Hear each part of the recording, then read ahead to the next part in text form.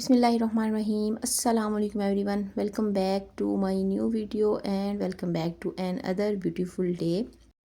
आज का vlog start कर रही हूँ मैं तकरीबन 12 बजे से। ये अब मैं हस्बैंड के लिए नाश्ता बनाने लगी थी।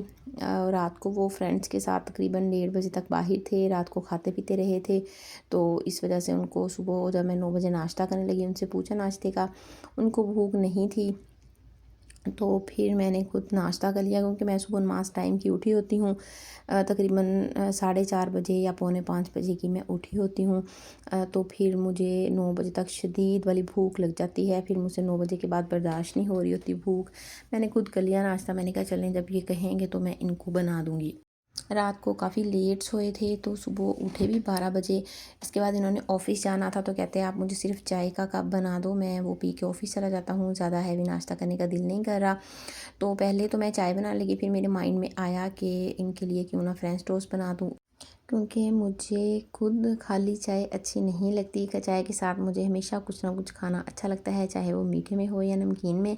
तो मैंने बीवियाँ हस्बैंड्स को अपने कुछ हस्बैंड्स बीवियों को अपने मुताबिक कर लेते हैं, कुछ बीवियाँ हस्बैंड्स को अपने मुताबिक कर लेती हैं। जैसे मेरे हस्बैंड पहले बिल्कुल भी चाय नहीं पीते थे, वो कॉफ़ी के शौकीन थे, वही पीते थे। लेकिन मैंने उनको आहिस्ता आहिस्ता चाय का इतना शौकीन कर दिया है कि वो चाय छोड़ना भी चाहें तो वो नहीं छोड़ पाते, उनके सर में दर्द स्टार्ट हो जाती है नाश्ते में। मैंने उनको इतना आदी कर दिया है चाय का, क्योंकि मैं खुद चाय की बड़ी शौकीन थी।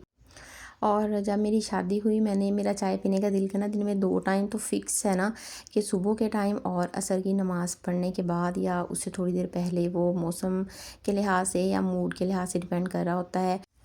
तो शादी के बाद 4 साल मैं जॉइंट फैमिली में रही हूँ, यानी अपनी सास और ससुर के साथ रही थी। तो जब भी मैंने चाय बनानी है मेरा दिल करना, तो मैंने उनसे लाज़मी पूछना, अम्मी से भी अब्बू से भी, उनको मैं अम्मी अब्बू ही कहती हूँ। और घर में कोई भी होना, मेरी नंदों में से कोई होता था या फिर ब्रदर इन लॉ में से, या फिर कोई भी घर में मीन्स होता था ना, कोई और फैमिली मेम्बर में, मैंने सबसे बारी बारी पूछना कि आप चाय पियेंगे, चाय पियेंगे। उनको वो मेरे ससुराल वाले भी बहुत कम चाय पीते थे, मेरी सास ही पीती थी एक टाइम, अदरवाइज़ मेरे ससुर या फिर और कोई भी बंदा चाय नहीं पीता था, मेरे हस्बैंड भी नहीं पीते थे। और मैंने इनको पूछ पूछ के, इन्होंने कहा ना चलो हमारे लिए भी आधा कप बना दो। आधा कप के आदी करते करते इनको मैंने बिल्कुल अपने जैसा कर लिया है कि अब जब भी मैं चाय बनाती हूँ तो मुझे इनसे पूछने की ज़रूरत नहीं होती, मुझे पता होता है कि इन्होंने चाय पीनी है। और अब मैं पूछे बगैर ही ज़्यादातर बना लेती हूँ, कभी पूछ भी लेती हूँ, लेकिन ज़्यादा मैं पूछे बगैर ही सबके लिए बना लेती होती हूँ, क्योंकि मुझे पता होता है कि सबका मूड होगा चाय पीने का। ये फ्रेंच टोस्ट बनाते बनाते मुझे याद आया कि मेरे पास एक क्रीम का मिक्सचर पड़ा हुआ है। कुछ दिन पहले मैंने कुनाफा ट्राई किया था। आप लोगों में से बहुत सारे लोग जो मेरे देखते हैं मेरे चैनल को, मे बी उनमें से बहुत सारे लोग या कुछ लोग देखते हैं नौश किचन रूटीन। वो आप लोगों को उनके चैनल का पता होगा। बहुत वो भी हार्ड वर्किंग लेडी हैं, बहुत ज़्यादा। उन्होंने हार्ड वर्किंग से अपने चैनल चलाए हैं दोनों ही, और अब माशाल्लाह उनके चैनल बहुत अच्छे जा रहे हैं। उनकी कुकिंग बहुत ज़बरदस्त किस्म की होती है। मैं उनकी ज़्यादा रेसिपीज़ तो ट्राई नहीं की हुई, लेकिन जो भी मैंने 2-4 की हैं वो हमेशा मुझसे अच्छी ही बनी हैं। तो उन्होंने कुनाफा की एक रेसिपी उन्होंने ट्राई की थी। ईद चाँद रात का उनका व्लॉग था या ईद वाले दिन का व्लॉग था शायद उसमें। तो उन्होंने बड़ा इजी तरीके से कुनाफा बनाना सिखाया था। तो मैंने फिर कहा कि बनाना चाहिए, क्योंकि कुनाफा मेरा भी फेवरेट है, हस्बैंड का भी फेवरेट है। तो मैंने उनके तरीके से वो ट्राई किया। आप उसको कुनाफा की एक काइंड कह सकते हैं कि means a type of kunafa, but not a real kunafa. तो वो मैंने बनाया, बहुत मज़े का बना था। जिसने भी खाया सबको बहुत ज़्यादा पसंद आया। और उसमें जो क्रीम का मिक्सचर हम ऐड करते हैं बना के कुक करके, वो वाला थोड़ा सा बच गया था, तो मैंने फ्रिज में रख लिया। मैंने कहा किसी और चीज़ में यूज़ हो जाएगा, या मेरा ऐसे थोड़ी सी भी चीज़ बची हो ना, यकीन करें जब हलाल की कमाई होती है ना, तो वो फेंकने को दिल नहीं करता। वो इंसान कहता है कि कहीं ना कहीं यूटिलाइज़ हो जाए। मेरा तो ये हाल है। ये देखिए थोड़ी सी क्रीम बची हुई थी, तो मेरे माइंड में फ़ौरन आया, मैंने कहा चलें इसको ना फ्रेंच टोस्ट में दे के सैंडविच टाइप इसको बनाती हूँ, मतलब डबल लेयर फ्रेंच टोस्ट बनाती हूँ और उसके दरमियान इसको लगाती हूँ। मैंने ये क्रीम लगा के फ्रेंच टोस्ट ऊपर जैसे वो एग की कोटिंग करते हैं वैसे ही कोटिंग करके उसको अच्छे तरीके से फ्राई कर लिया चारों तरफ से। और वो बहुत मज़े का, ये देखें मैंने इसके किनारे भी क्योंकि मोटे हो जाते हैं तो फिर मैं इनके किनारों को भी हल्का हल्की सी उसको टोस्ट कर लिया था और ये बहुत मज़े के बने थे। मेरे हस्बैंड ने यही वाले दोनों टोस्ट खाए थे और उनको वाकई ही बहुत ज़्यादा पसंद आए थे। अगर आप लोग वाकई कुनाफा की कोई अच्छी रेसिपी ट्राई करना चाहते हैं तो वो नौश किचन वाली आप करिएगा। उसकी 1 मंथ पहले की वो रेसिपी है, उसके चैनल पे आपको इजीली मिल जाएगी। तो अब ये मैं हस्बैंड के लिए चाय बना रही थी और थोड़ी सी चाय बच गई थी, वो मैंने हाफ़ कप अपने लिए डाल के अलग रख ली। मैंने कहा कि जब मेरा दिल करेगा तो इसको गर्म करके पी लूँगी। हालांकि मेरे हस्बैंड ने बहुत दफ़ा मुझे मना किया है कि गर्म करके दोबारा से चाय नहीं पिया करें, वो बहुत डेंजरस होती है सेहत के लिए।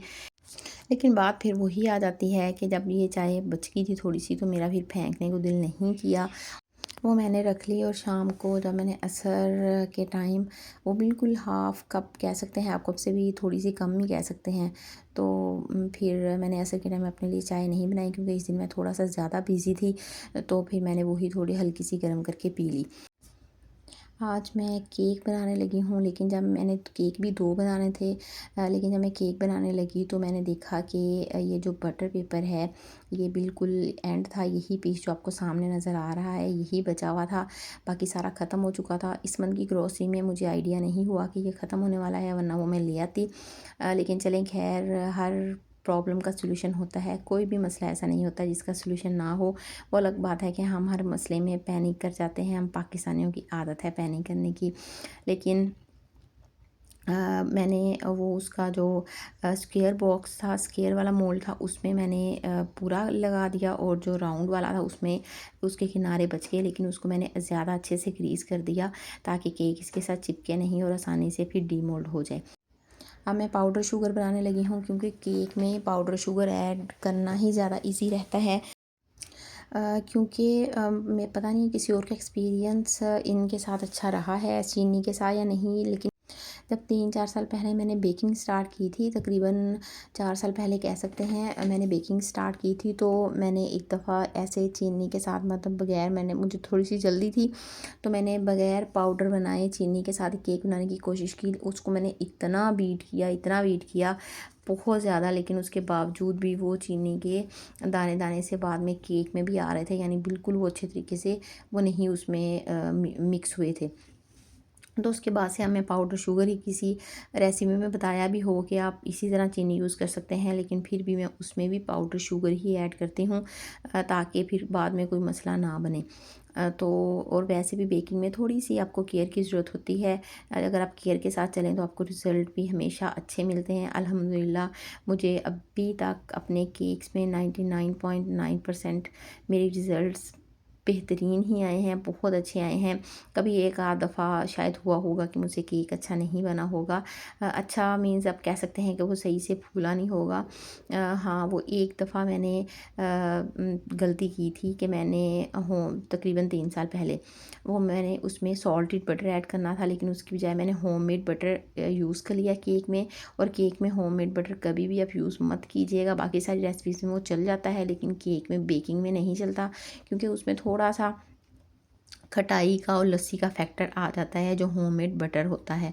तो इस वजह से वो उसमें बेकिंग में उसका रिज़ल्ट अच्छा नहीं आता। मैंने होममेड बटर यूज़ किया था, उसकी वजह से केक फूलने की बजाय इतना ज़्यादा हार्ड हो गया था कि वो छुरी से भी तोड़ना टफ़ हो रहा था। तो अब मैं ये 2 आज मैं केक्स बनाऊँगी।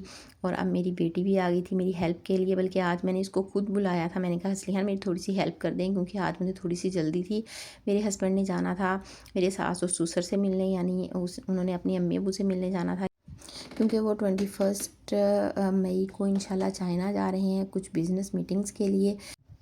वैसे तो जब भी वो उधर जाएँ तो हम इकट्ठे ही जाते हैं, लेकिन इस दफ़ा क्योंकि बेटी का स्कूल था इस वजह से मैं नहीं जा सकी। लेकिन अब इंशाल्लाह वो 15 दिन के बाद वापस आ जाएंगे तो हम ईद पे फिर इंशाल्लाह जाएंगे सब इकट्ठे ही वहाँ पे, उनके साथ ही ईद करेंगे।